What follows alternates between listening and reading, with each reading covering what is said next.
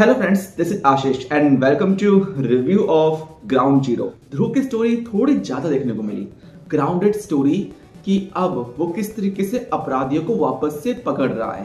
क्योंकि जैसा कि आपको पता है, city without a hero series में नारका जेल तोड़कर ब्रेकआउट कॉमिक में काफी सारे कैदी भाग चुके हैं। अब उन सभी कैदियों को बोना वामन जैसे बाकी सभी अपराधियों को वापस पकड़कर जेल में डालना है। इसी कहानी के बीचों बीच बहुत सारे एक्शन सीन्स देखने को मिलते हैं, लेकिन वो कहानी कहाँ टेक प्लेस कर रही है, किस वक्त में चल रही है और उस कहानी का आगे जाके कहाँ कंटिन्यूएशन होने वाली है, ये कहना थोड़ा मुश्किल है। काफी ग्राउंडेड अप्रोच रखते हुए ध्रुव सभी अपराधियों को पकड़ रहा है। फिर एंड में जाकर एक लड़की हॉस्पिटल से भाग जाती है जहां पर स्टोरी एंड होती है। शक्ति का मरने वाला सीन, वो पता नहीं वो मरने वाली है या नहीं, लेकिन जिस तरीके से दिखाया गया है यार, तो एक पल के लिए तो डर सा लगा था यार कि ये कैरेक्टर मर तो नहीं रह जाएगी रोबो के हाथों। लेकिन फिर परमाणु जो गुस्से में आता है, वो सीन भी काफी ज्यादा कमाल का देखने को मिला था। लेकिन सब लोग मिलकर रोबो को नहीं रोक पा रही हैं, सब हार चुके हैं। अब बारी थी ध्रुव की, ध्रुव वर्सेज रोबो की।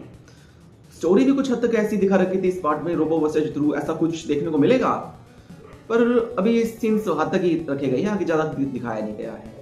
इसका अगला पार्ट है आउटरीच। अभी तक तो जो कर रहे हैं वो उस पूरा सस्पेंस बिल्ड करते जा रहे हैं, जिसमें ये लोग पूरी तरीके से कामयाब तो हो ही रही हैं। मेरी तरफ से आज मैंने ग्राउंड जीरो को पढ़ा तो हाँ, मुझको मजा तो आया, वाकई में कॉमिक अच्छी है और अपने सेकंड पार्ट को जस्टिफाई भी करती है।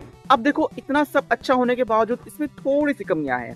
अगर आप एक नई ऑडियंस हो, फ्रेश रीडर की तरह पढ़ रहे हो, नए आरसी से जुड़े हो, बहुत मजा आने वाला है, आपको पढ़ना चाहिए। लेकिन अगर आप बहुत सारी कॉमिक्स पढ़ते आ रहे हो, 90s वाले फैंस हो, तो उनके लिए ना एक छोटी सी प्रॉब्लम इसके अंदर ये है कि आप ऑलरेडी ध्रुव की इतनी सारी कॉमिक्स को पढ़ चुके हो। खासतौर पर मुझे वो याद आता है राजनगर रीलोडेड।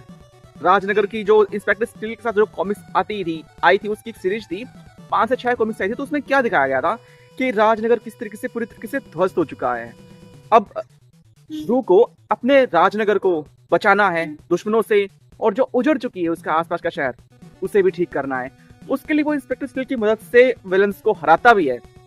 वो जो पूरी स्टोरी का नरेशन था काफी ज्यादा लंबा खींचता है, लेकिन हाँ, कुछ हद तक मजा भी आता है। सेम वही वाली वाइब्स इसमें आने लग जाती है। तो इस कॉमिक में, ग्राउंड जीरो में, कुछ भी फ्रेश फील नहीं हो पाता है। देखो, मल्टी स्टार में हम बहुत कुछ देख चुके, सारे सुपर हीरोज एक विलन से लड़ रहे हैं, सिर्फ इसके अंदर भी दिखा दिया। फिर एक जो स्टोरी का सस्पेंस चल रहा था कि राजनगर वापस तबाह होने वाला है, वो हम ऑलरेडी देख चुके हैं। तो इस बार इसमें तो ऐसा कुछ नया नहीं है। फिर एक थ्रेट है कि एक नियो नाम का एक विलन है जो सबको टेक डाउन करेगा। ध्रुव के सारे कैडेट्स हो गए, जो उसके आसपास के कैरेक्टर्स होते हैं, उनको टेक डाउन करेगा। कुछ ऐसा हमने डोगा के साथ नहीं देखा था। डोगा अस्त, ध्वस्त और डोगा निर्मूलक की कहानी के बारे में बात कर रहा हूँ। तो वहां पे निर्मूलक आकर भी डोगा को टेक डाउन करने की कोशिश करता है, उसकी जो पॉपुलैरिटी होती है इसे कम करने की कोशिश करता है। अब इसी चीज को ध्रुव की कहानी में भी दिखाया गया है, एक नियो के पॉइंट ऑफ व्यू से। वो भी आके सबको टेक डाउन करने की कोशिश कर रहा है। फर्स्ट पार्ट में कहीं ना कहीं श्वेता फंस चुकी है बहुत सारे विलन से उनके जाल में। सेकंड में ध्रुव ग्राउंडेड अप्रोच करता हुआ लड़ रहा है, पर वहां भी वो इन्वेस्टिगेशन कर ही रहा है। अब यहाँ पे यार कुछ नया फील नहीं हो पा रहा, बस एक छोटी सी यार ये प्रॉब्लम वाली बात लगती है।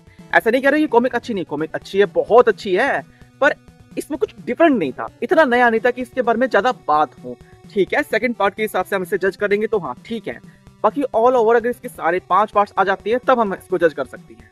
बाकी इंतजार करेंगे इसके तीसरे भाग का। प्लीज इसे बाय करो, खरीदो और पढ़ो। मुझे पर्सनली यार पढ़ते हुए मजा तो बहुत आ रहा था। देखते हैं इसके अगले पार्ट में क्या होता है। मेरी तरफ से अगर मैं रेटिंग्स दूं तो इस कॉमिक को 5 में से 3.5 स्टार, 3-3.5 स्टार। और अगर हम कहें कि बेस्ट कॉमिक ऑफ 2024, देखो पहले तो इसका कोई कंपैरिजन नहीं है कि आप 2024 की सबसे बेस्ट और वर्स्ट कॉमिक की लिस्ट निकालो और उसमें किसी को चुनो, क्योंकि एक तो कॉमिक आई नहीं इस साल, ज्यादा कुछ खास आया नहीं। ध्रुव इस साल कुछ एक आध कॉमिक्स में काफी अच्छा रहा, बाकी नागराज से रिलेटेड कुछ ज्यादा कुछ देखने को मिला ही नहीं है। तो इस साल जब कॉमिक ही नहीं आई तो बेस्ट और वर्स्ट निकालने का फायदा ही क्या है। तो हाँ, एक कहा जा सकता है कि एक बेस्ट कॉमिक हो सकती है कि 2024 में जो एक मस्ट रीड बनती है।